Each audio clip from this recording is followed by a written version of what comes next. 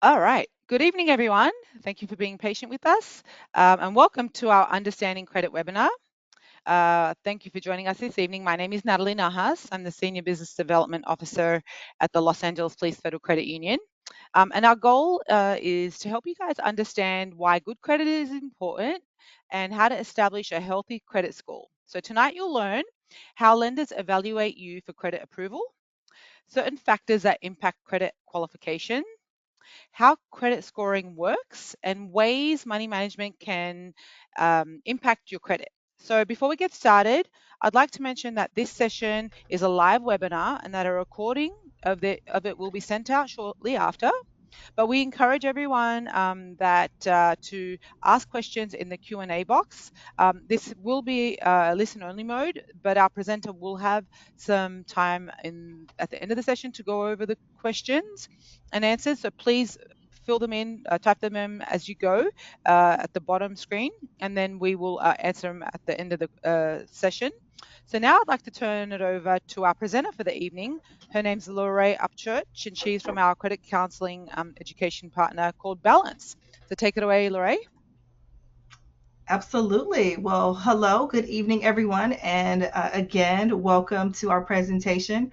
I'm very glad that you guys are here today to learn, to discuss, maybe to just kind of opine and on what this subject, what credit means, what it all means to you, and just some of those goals that Natalie mentioned earlier.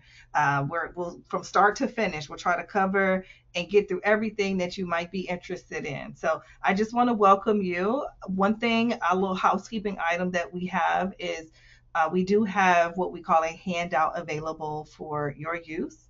If you look at your webinar control panel, you should see what looks like an icon of a paperclip with a document behind it, like an attachment. That is our handout. That's a great resource that you can use, filled with information, websites. We're going to mention how you can check your credit report.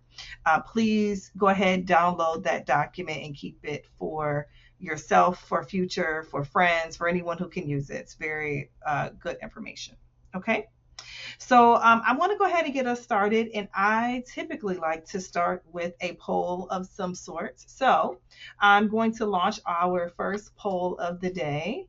And if you could, I love participation. I'm a former instructor, adjunct instructor. So that means I believe that everyone should participate in class. And here's our first poll. The question is, or statement I should say, is I am here today to learn. And I want you to check all that apply. What is it that you hope to get out of our session this evening? You want to know how to establish your own credit. Maybe you just want to be able to view your credit report and understand what a credit score means, what it means from a lender standpoint. What does a lender see when they see your credit score? Maybe you're here because you want to increase or fix your credit score. It might be because you want to improve your own spending behaviors.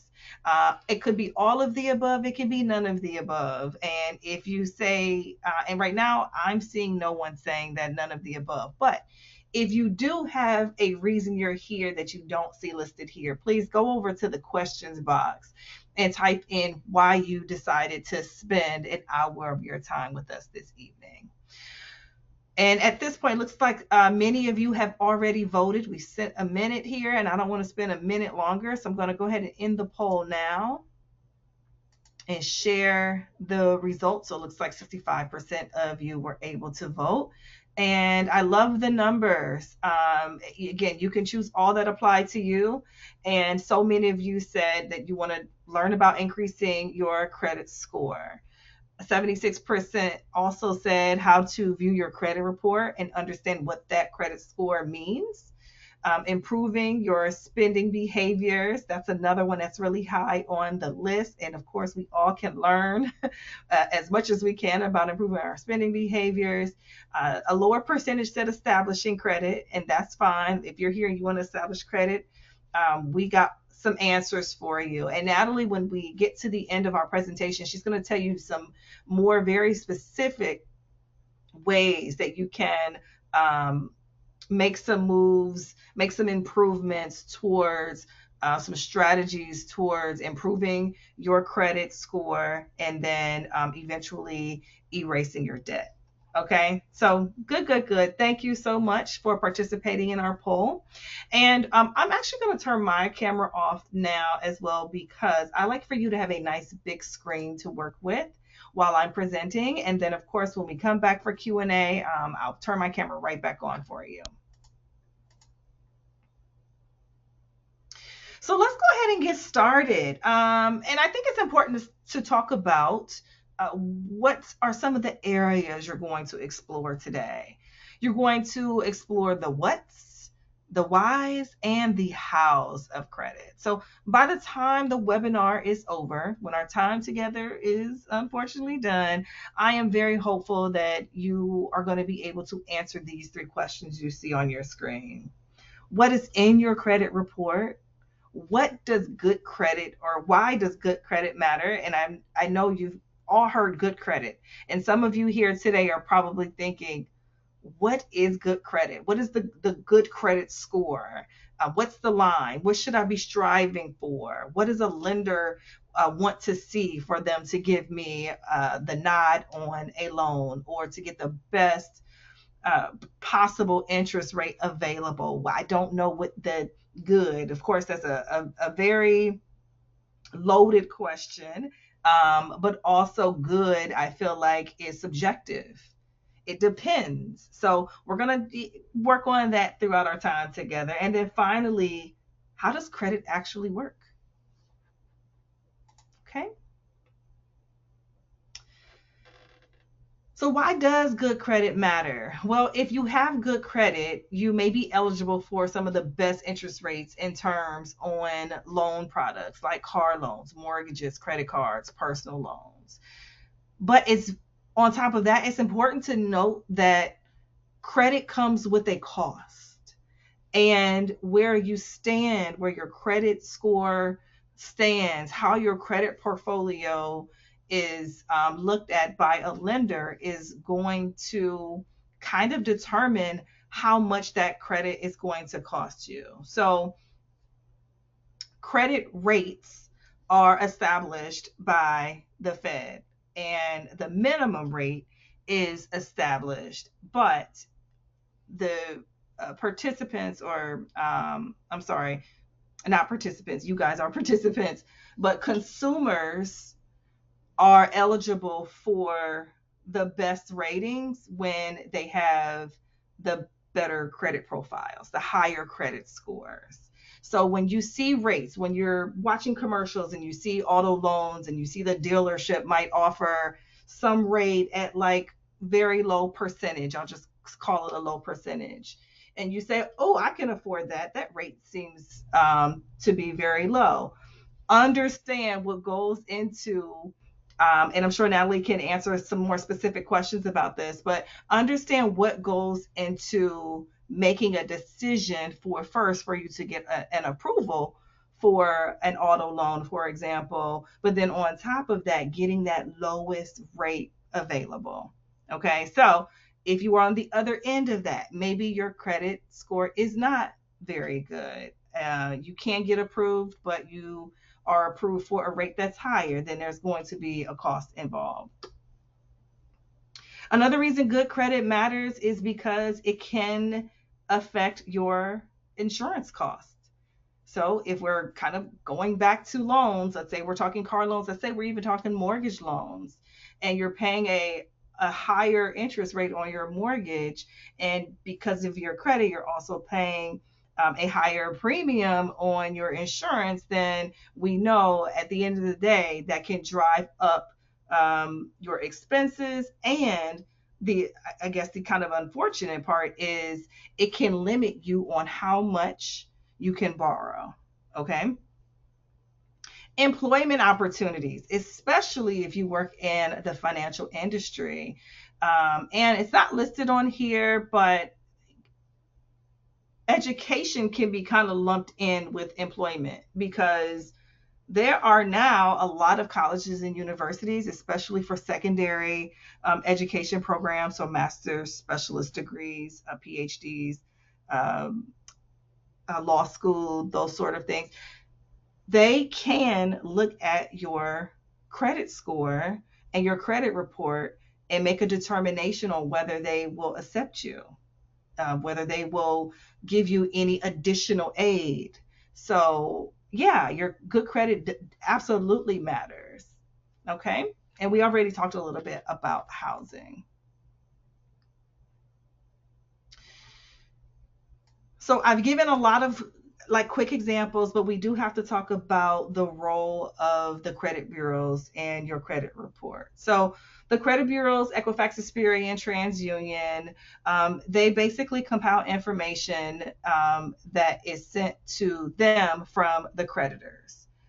Their whole purpose is to provide reports to businesses that have a legitimate need. And I named a few just a second ago, but primarily when you think of businesses that have a legitimate need, you think specifically of lenders. So LAPFCU, for example.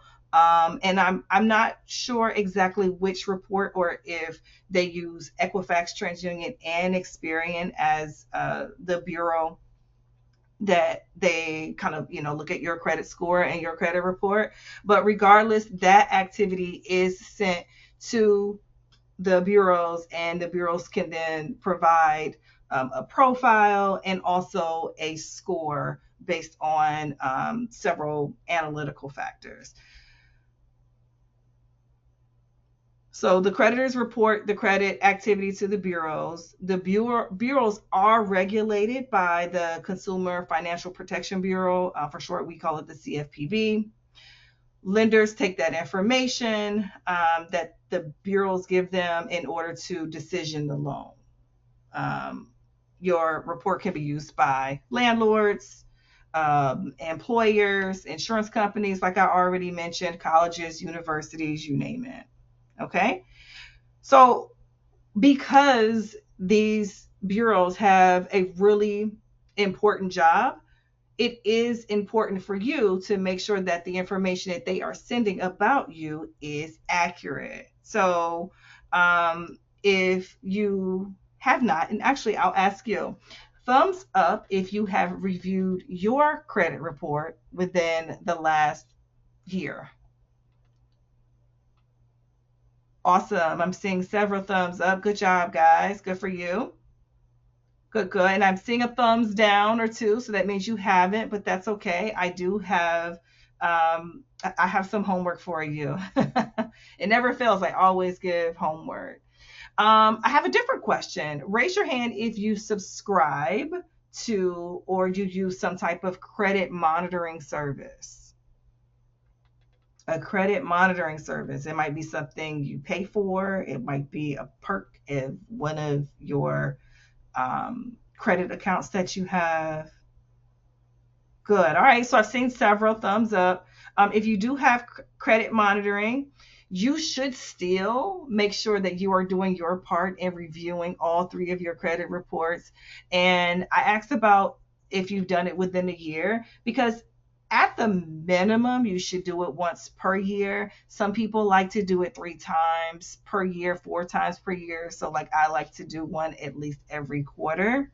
And I'm going to give you more information on how you can do that for yourself on the upcoming slides. But before we get there, we have to talk about the power of time. Because the power of time can affect your credit report and score. And someone is here today who has probably had some credit challenges in the past. And from where they stand right now, they feel like they will never get out of this hole. My credit score is not favorable, and I can't see how it will ever get back into good graces. And I am here to tell you that negative information on your credit report, it does not stay forever. So you don't get a life sentence because you have made some mistakes in your past. You forgot some payments. You couldn't make payments, so you just didn't pay your bills. And of course, your credit score kind of took a hit as a result. Most negative information is reported for 7 years. If you have a Chapter 7 bankruptcy, that's reported for 10 years. Collections accounts, those are reported for 7 years. Now, the 7 years starts from the first delinquency date on the original account. So if you have a credit activity that has gone to collections, the first day that that account became delinquent is when the clock started for 7 years. So again, I'm just trying to um, empower you and kind of educate you as well of how important it is, how time is, because sometimes I know we want to just snap our fingers or rub a genie in a bottle and make it all go away. Um, but the truth is that it is a process when you're rebuilding credit, but it's not a forever sentence. Okay. So let's talk about the positive information on your credit report. And this is really important because positive information can remain on your credit report indefinitely. And that's a good thing because you have to look at your credit report as this is a document that I am proving to some of those entities that I mentioned earlier. I'm going to speak specifically about lenders like LAPFCU.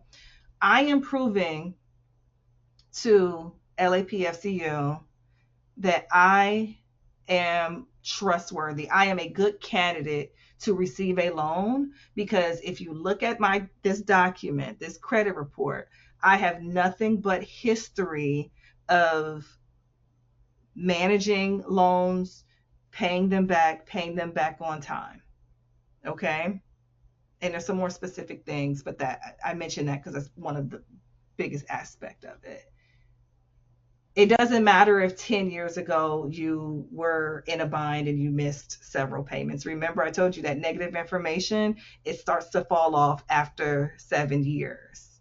But if you can show, hey, look, I am someone who can make payments and make them on time and not go over borrow. And by over borrow, I mean use the maximum capacity of my loan. So let's say you have a loan, personal loan, or I'm sorry, a credit card, and a credit card limit is $10,000. And every month you are very close to that $10,000 limit. Well, we're going to start on the next slide. I'm going to go over credit scoring, but that is not a favorable look on your credit report. Okay. So as we're kind of going through some of these things, I want you to think of all of your positive information and keeping those positive accounts alive. All right. What else do I want you to know about this? So your FICO score is the Fair Isaacs Corporation score. They emphasize the last 2 years of activity, and thank goodness that they do because it is a what have you done for me lately situation. So if you are again someone you're looking to rebuild, you want to improve that credit score, and you have been doing nothing but good and great, that's going to reflect positively on your FICO score because the largest emphasis is literally that. What have you done for me lately? Or what has your behavior been lately, the last 2 years of activities? Hard inquiries. So an inquiry is just a request for credit. So you go to LAPFCU, you see they have these great auto loan rates, and you say, hey, I want to apply for an auto loan. And you apply for the loan. That is now a hard inquiry on your credit report. You gave a entity permission to look at your credit profile with the intent to maybe receive a loan. Okay. That also applies to you're in the home improvement store or the department store and they ask you if you want to save 10% on your purchase today. And you say, sure. You're like me. You're like, I love to save 10%. And you give them permission to open up a card for you. Whether you are approved or not, that is still considered a hard inquiry, and that does remain on your report for 2 years. All right. Okay, as it relates to other aspects of your credit report. So, civil lawsuits, judgments, and tax liens that used to show up on credit reports. It no longer is reported on most credit reports. It still can affect a borrower's ability to qualify for a loan for a large purchase, for like a home. But civil lawsuits, judgments, and tax liens are those are not are no longer listed on the report. So I told you we would talk credit scoring. So let's talk FICO score. First of all, I'm sure you guys know this, but the higher the score, the better your credit rating. FICO scores range from 300 to 850. 850 would be considered the highest score. It is based on several factors. Keep in mind that there are a lot of different credit scoring models out there. FICO is still, I want to say, used at something like 92 or 93% of lending agencies. So it is still kind of like the model. You may have heard of Vantage scoring. There are some locations that will use Vantage scoring for things like auto loans, but for the most part, still note that FICO score is king, and I want to say about 93% of lenders are using the FICO score to decide loans. And of course, they're using Experian, TransUnion, and Equifax. So payment history is going to amount for 35%. Payment history is just your ability to make those payments at least the minimum and make it on time. Amounts owed is going to be 30%. So amounts owed is basically your capacity. I gave you that example. You have a $10,000 credit card, and month to month, it looks like you owe $9,000 or more every month. That's 90% of your available credit being used. That's pretty high, and that is something that can drive a credit score down. Length of credit history is 15%. So when you are opening credit accounts, especially if it's a revolving account like a credit card, remember, I told you that positive history can remain on your credit report indefinitely. So you want to make sure that you're continuously using that card if it's a credit card. And I know some people will say, hey, I had this credit card. It was giving me so much trouble. I just want to cut it up, close the account, and never use it and see it again. And I understand that sentiment, but I'm also here to tell you when you do that, remember, if you close an account, you can cut up the card and not use it, and maybe try to find strategic ways to use it every now and then just so you can keep the information on your credit report. But when you close an account, you are also shutting down that positive history on the account. So the opposite is not true though. So if you have an account, you didn't do so well on it, and you decide to close the account, the negative history does not disappear, unfortunately. It does not disappear until how long? Someone tell me the number in the questions box. Pop quiz. I mentioned it several times. How many years does negative history remain on your credit profile?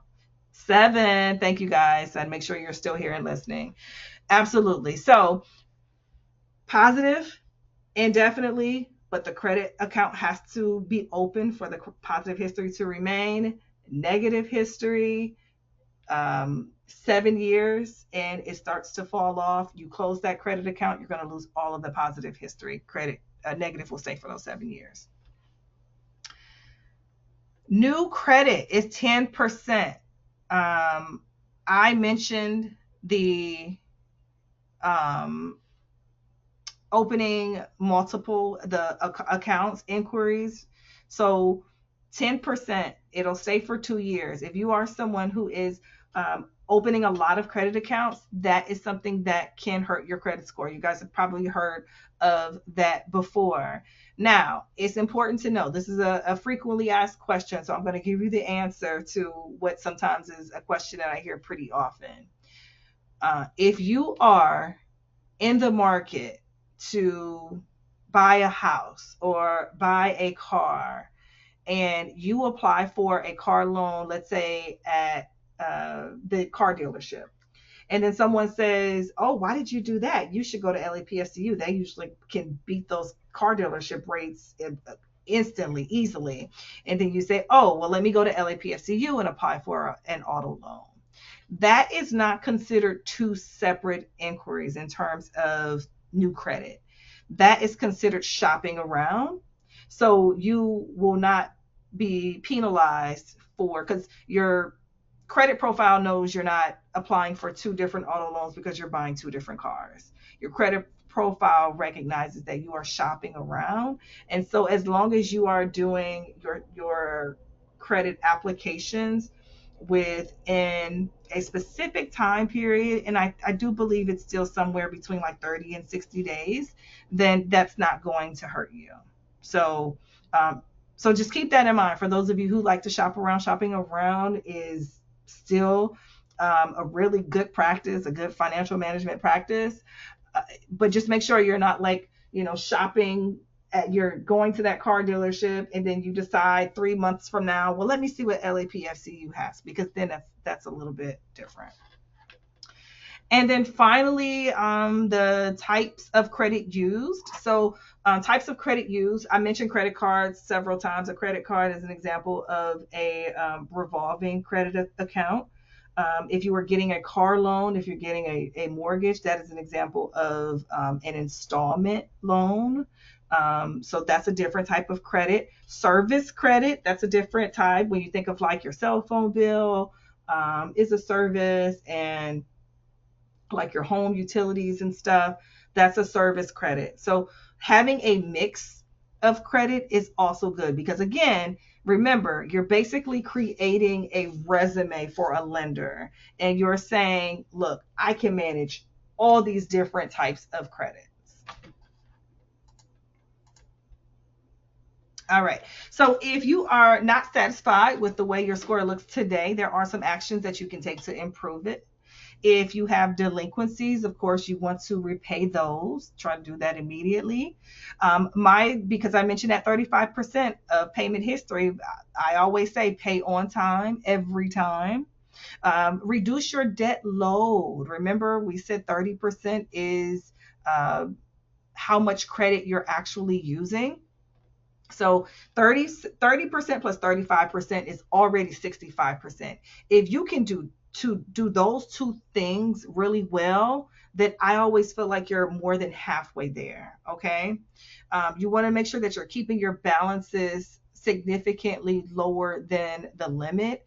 50% or less, I would even venture to say, remember, you want to not just get approved for the loan, you want to get the best possible rate.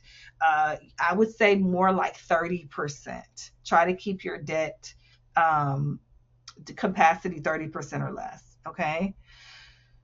Limit open accounts. You don't want to have a bunch of open accounts that are also inactive. It doesn't necessarily hurt you a lot, but it doesn't help you.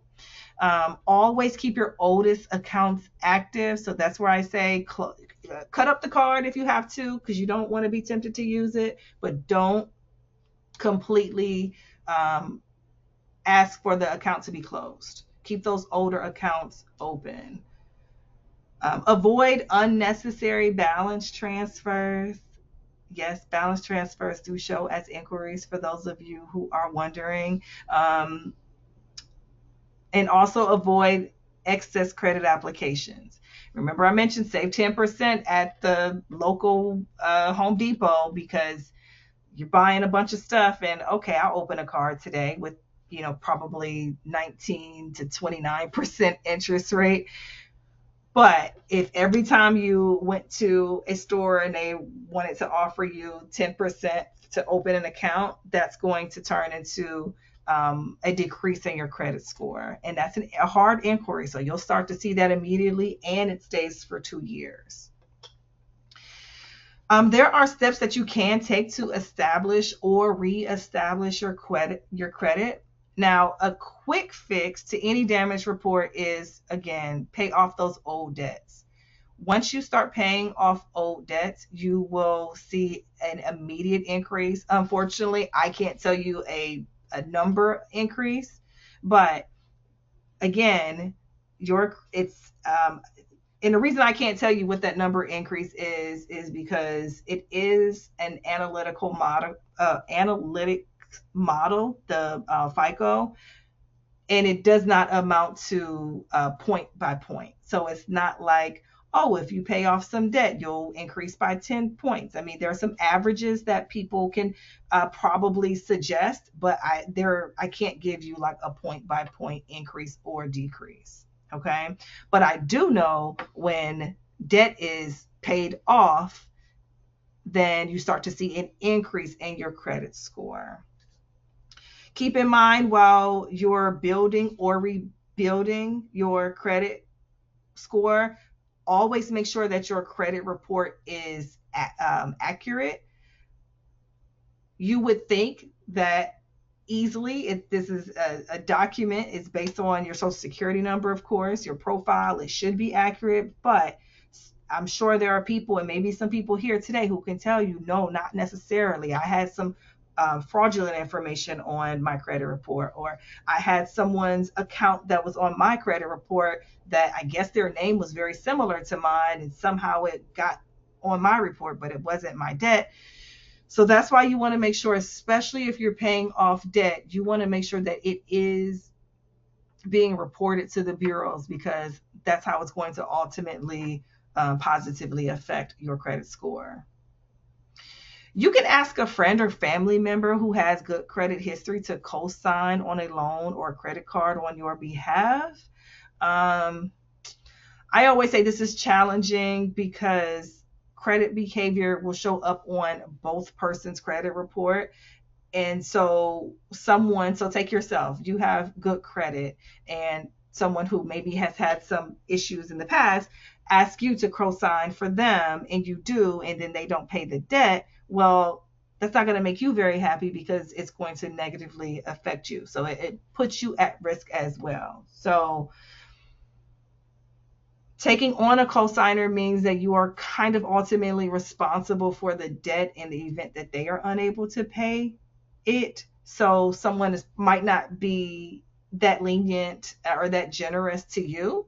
So that's an option to ask for a cosigner. But I always say, don't be surprised if the person says, no, I'm not willing to do that. But that same friend or family member who has an existing credit card and that card is in good standing, though they might be less willing to co-sign for you, they might be more willing to add you as an authorized user to one of their accounts. So again, this is something that you have to be cautious about, because that primary user's behavior will not only show up on their report, but it'll also show up on your report. So as much as it can help you, it could ultimately make your situation even worse. But that is an option to think about as you're trying to rebuild. And of course, for the few people who said you were here to establish credit. And I know I mentioned this already, but there are errors. Credit reports are not error free. So make sure that you are at least one time per year going to annualcreditreport.com so that you can see and view your free credit report from Experian, TransUnion, and Equifax. A few things to know about annualcreditreport.com. It's not a government website, but it is in partnership with the government to allow you, this is a right of yours to be able to see your credit report. It used to be you can see one free credit report per bureau per year, but now you are able to see one credit report per bureau per week. So if you wanted to, you could also, again, as you're building, you can look at that credit report as much as one time per week per bureau. Now, viewing your credit report at annualcreditreport.com is not the same as seeing your credit score. In most instances, you have to pay to see a credit score. Some of you probably are affiliated, you have a credit card or perhaps a loan somewhere that affiliation allows you to see a score each month for free, then I would utilize that. Um, and honestly, there is no real reason for you to go pay for a credit score unless you are in the market to take out a loan and you just want to make sure that your credit score is where it needs to be able to, again, be approved and maybe get one of the more favorable rates. Okay. Otherwise, the score knowledge of the credit score is not that important. You want to make sure that the information on those reports are accurate.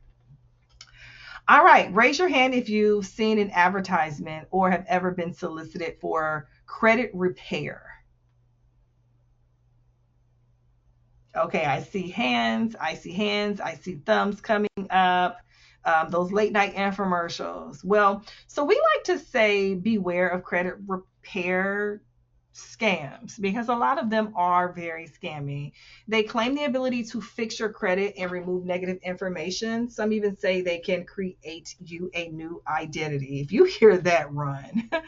So the truth is they cannot give you a new identity. You guys know that's completely fraudulent. It's against the law. It doesn't work that way. In the event that you meet the requirement for a new number, it would come directly, and by new number, a new social security number. That's going to come directly from the Social Security Administration, not from some scammy credit repair company. I read a consumer alert from the FTC, the Federal Trade Commission, about a credit repair boosting service called piggybacking. So again, these companies, they like to promise they can raise your credit score. Anyone heard of this piggybacking, by the way? Okay, I'm gonna tell you what it is.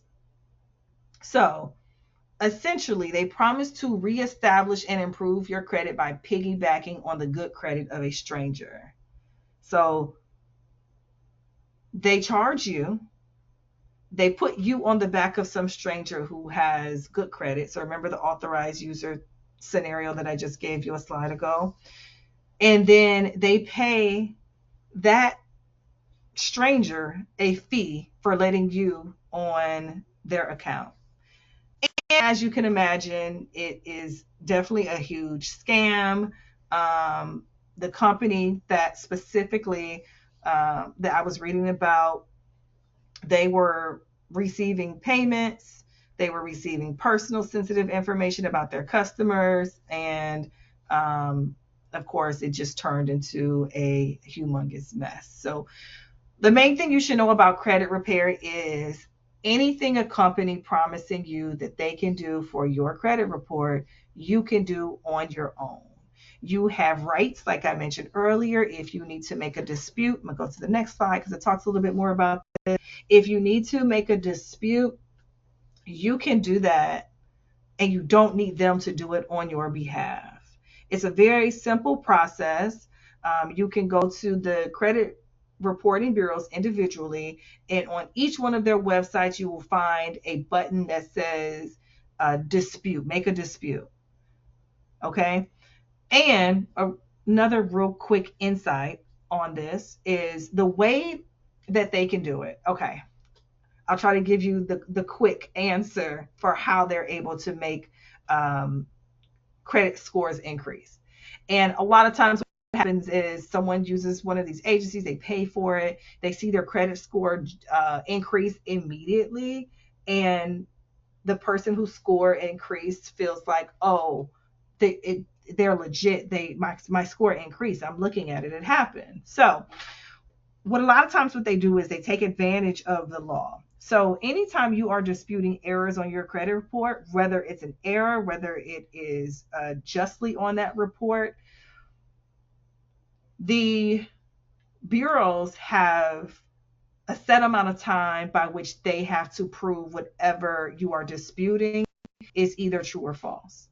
Because they get so many requests in, it is not uncommon for them to pass the allotted amount of days they have. And I believe it's 30 days. So on the 31st day, whatever that dispute is, if they don't get to it, if they're not able to prove it or locate the creditor, then it automatically has to come off of the report.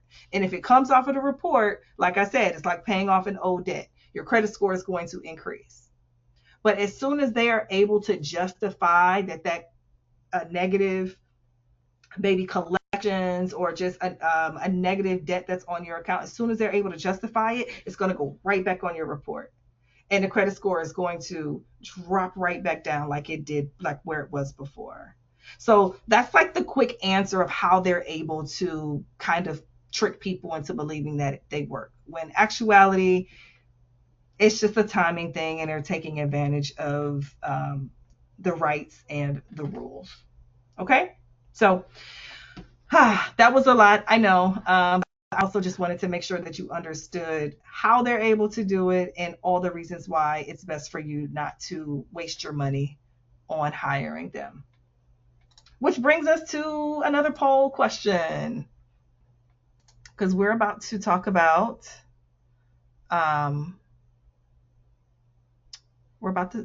tracking. All right, so the question is, what is or are your current methods for tracking your spending? How do you track your spending?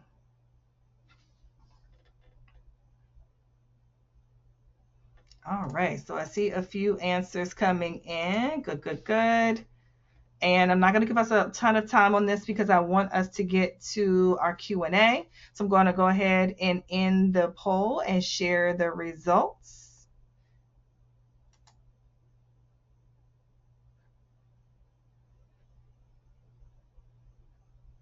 All right, and so you guys, can I get a thumbs up if you can see the results on your screen right now?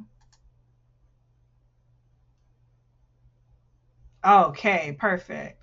All right, so it looks like 42% of you said you're utilizing your LAPFCU online banking, you're reading those statements, excellent.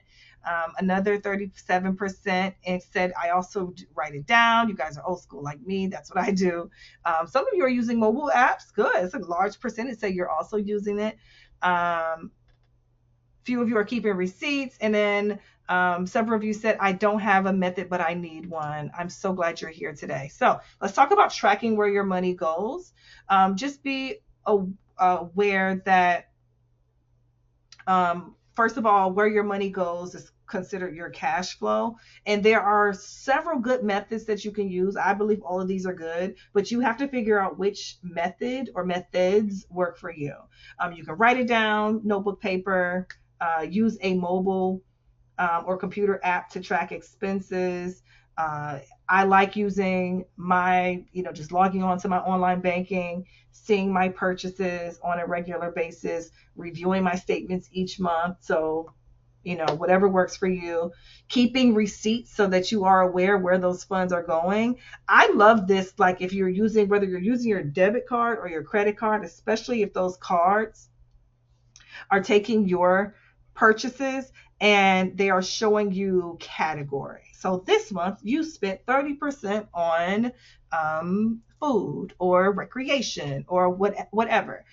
And the reason I like that is because I know that when there are changes that needs to be made, you know where to look first. You can see where the bulk of that money is going. So if you do think that you need to make some changes with your money management, the first thing I would offer you is this hard thing that so many of us don't do, is to make sure that you're living within your means. Create a spending plan, prioritize where your money is going each month. And if you're finding that you do need more money by the end of the month, you don't have enough money to pay your bills, then you can do one of two things. You can either increase your income or you have to reduce or change your spending. So changing your spending can come in the form of reducing, substituting, postponing, and foregoing. Working overtime is an example of increasing your income, getting a part-time job or better paying job, apply for a promotion, sell some of your assets. And by selling your assets, I mean you have like a good working exercise bike, you never use it, sell that bad boy and get some of the proceeds back and use those funds wisely. When it comes to reducing, substituting, or postponing, maybe you need to make some cutbacks. Perhaps you're buying expensive items that have a cheaper comparable option. Postpone your spending by creating a plan. So it might not be something you need now. You just have to put it off until later. And then I like forego. If you find that it just completely doesn't work, whatever that expense is, you might just need to eliminate the purchase. Um, and I like to think of all those streaming platforms that so many of us are paying for. Do you really need, the streaming platform where you watch one show on one series that comes on once a year? Maybe you don't need to pay for that all year. So completely forego. Okay. Now, in terms of deleting debt, because I promised we were going to talk about deleting debt for some of you who said you were here for that, because excessive debt can derail your entire budget. We already talked about the role that it plays in credit. So, one of the things that you can do is to reduce the interest rate on some of your debt. And you do that by just calling your lenders and asking if they can give you a reduction in interest rates. Now, if you have a somewhat decent credit score, you might be able to get them to easily agree to this. If not, they might not, but we always say it doesn't hurt to try to ask for a reduction in your interest rate. Hey, I really want to pay off this bill. I want to get you your money. Is there any way you can reduce this rate so that it can make it easier for me to give you your money, give you your money back? Okay. Let's see. You can also increase your payments. I'm not going to go through the example, but there are plenty of examples out there of how you can increase your payment, even if it's by 25, 40, $50 a month, how you can cut your debt repayment time in half and cut the amount of interest you're paying to that lender in half just by adding, increasing the payment amount each month. And then finally, here where it says aggressively repay your most expensive debts, consider a debt repayment strategy like the snowball method, like the avalanche method for repaying your debt. For the snowball method, it's an effect where you start paying off your lowest debts first. And as you pay off your lowest debt, take the money that you were paying for that, move it to the next lowest, to the next lowest, to the next lowest. So you're kind of like creating a snowball effect and ultimately paying off your debt with a strategy. Avalanche, same method, and we can talk more about this when we get to your questions. It's the same method, but with your highest interest rate being the priority. Okay. All right. And as you are repaying your debt, just make sure that you don't neglect saving. Some people believe that, well, if I'm paying off debt, I can't also save. But we say that you should be able, or you should strive to do both at the same time. Don't delay putting funds, even if it's a little bit, away for your retirement, putting money towards your emergency savings account and in some of your other goals. Because when you do delay that, then it kind of just puts you in the bind when you are on the other side of it. Like when there is an emergency, or I mean, we all think we're going to live infinitely, but we're not.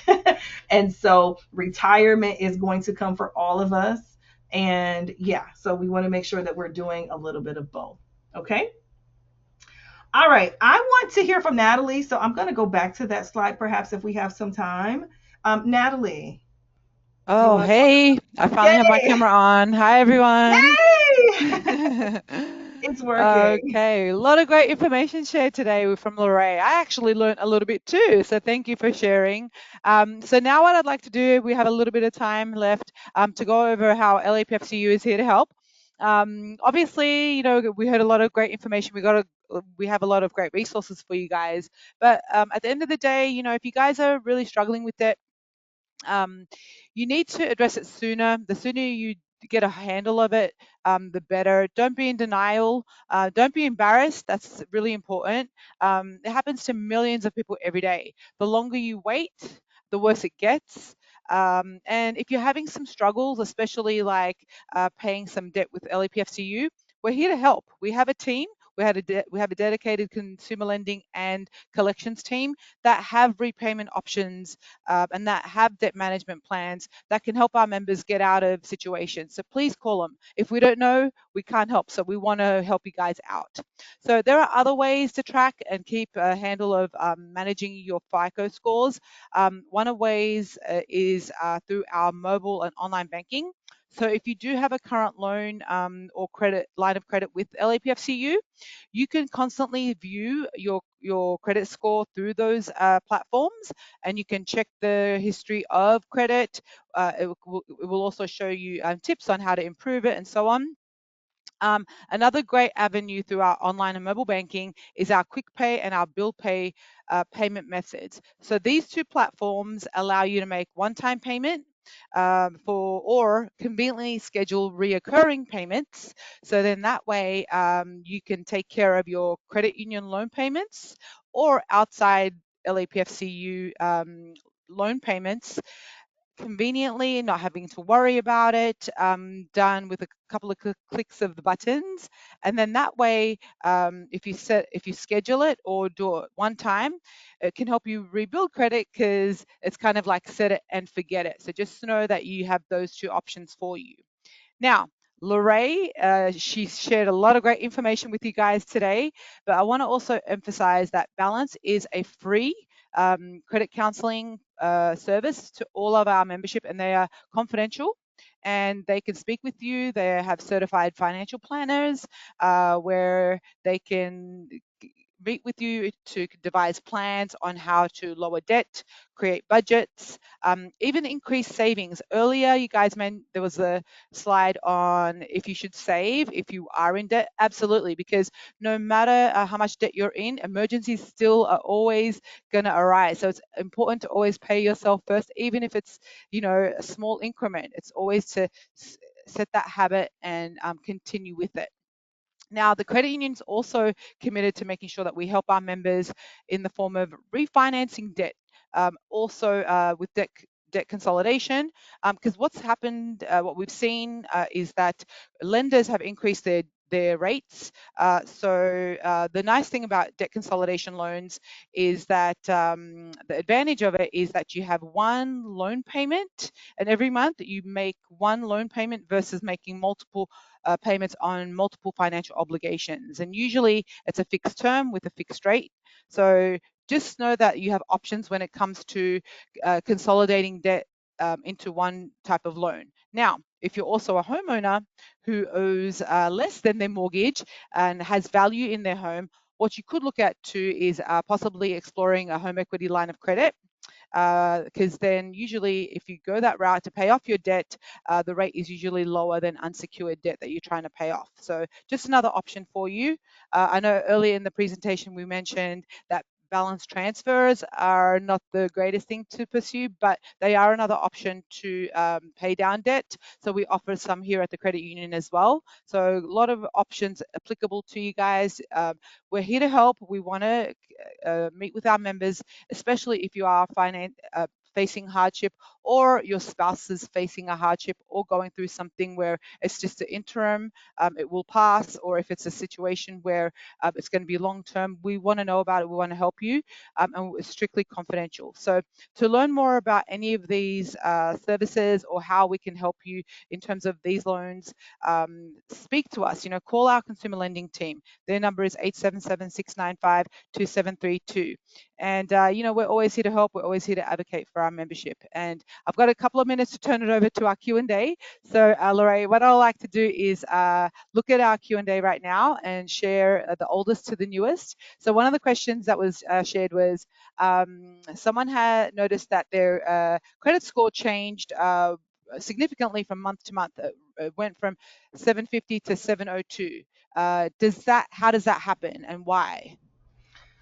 Okay, so it could be a number of reasons. Remember, we talked about your keeping your oldest credit accounts open. So, um, story, it happened to me, so I know it's true. I had a credit card, an old credit card. I don't use it anymore. It was available credit on it. I don't use it. I have another card of mine that I use. Well, over time, with because I didn't use it, the lender closed the account. And if the lender closes the account, that's the same as really you closing the account. So you lose that history. So it could be a situation where you had some credit, but because you're no longer using it. And that's another thing. I don't know if we really talked about it. I think I just touched very briefly on a strategy to keep the account open. So Mm, sometimes the strategy is just like, hey, I got a phone bill. I only put my phone bill on this card. So that way I know I pay it off in full every month. So I'm not paying interest on it. But that way I know that I'm keeping this credit line in the account open and it's going to continuously report to my credit. So there are a number of reasons for a drop. I know sometimes when you have an installment credit account, like you've paid off a vehicle, I've heard for some people that they have seen their credit scores drop after some time after they've paid off of a vehicle. Typically, as that the amount on that loan is decreasing, you'll see your credit score increase. But remember, once you've paid off the loan, there's no more payments okay. happening. Mhm. So Great. good luck to you though. Okay, great. Next question. We've got to keep it brief and fire through these. One question was, how do the credit bureaus look at leasing versus buying? The simple answer to that is they don't look at it any different. The most important thing is that you pay your monthly obligation on time because Mhm. missed payments impact your credit score, most importantly, as opposed to leasing versus buying. It's still a secured type of loan, so no difference in the way that they view leasing versus buying. Okay, Yep. so next question is, do the utility bills, if you miss a payment on those, do they impact credit score or do they It go on the credit report? It's only going to impact if it's reported to the bureaus, and I would say historically, not it doesn't just you won't missing one typically is not going to they're not going to report it to the bureaus. Okay. Um, got that. Great. The other question is differences between the disparity of the FICO scores amongst all credit bureaus. I know sometimes TransUnion, Equifax, and Experian will report different ones. Can you touch on that real quick because we're running out of time? But why is there a difference in the three credit scores from different credit bureaus sometimes? Yeah, it's slightly different. Sometimes it's just based on the timing of when things are reported. Everything is not like the first of the month. So you make a payment, you pay off an account. It's not going to show that you paid it off on each one of those bureaus right at the time it happens. It just depends on when it's reported. So yeah, for the model that I showed you is what they use. Great. That's the Okay. 3530, the 1510. Oh, Yes, they right. all use that. And And if you see a another, huge disparity, that means you should probably go look at that report and make sure there is no errors. okay, excellent. Okay, I think we're gonna wrap it up. We've got one last question, and does LAPFCU have financial advisors available for free? Great question, and I can answer that. We do have an in-house financial planner. His name is Patrick Infanti, and he's available to meet with. And he has an initial complimentary consultation, and he's great. He is well versed in a wide variety of financial products and services. So to meet with him, we can schedule that after this webinar. So right now we're looking at about 7:02. We have a few other questions, but they seem to be answered in the chat. I just want to remind you guys that this presentation will be sent out to you guys as a recording. We could also send out the handout as well. I believe it's in this presentation as well. But we just really want to thank you guys for attending tonight. And if you do have any questions, or if you do want to meet with us past this session and talk about any debt consolidation or whatever options that you may have, or have any situations where you may need some modification on your loans, please reach out. And we would just want to say stay safe and have a wonderful evening this evening. Thank you, Lori. Bye, Thank you everyone. guys. Have a good night.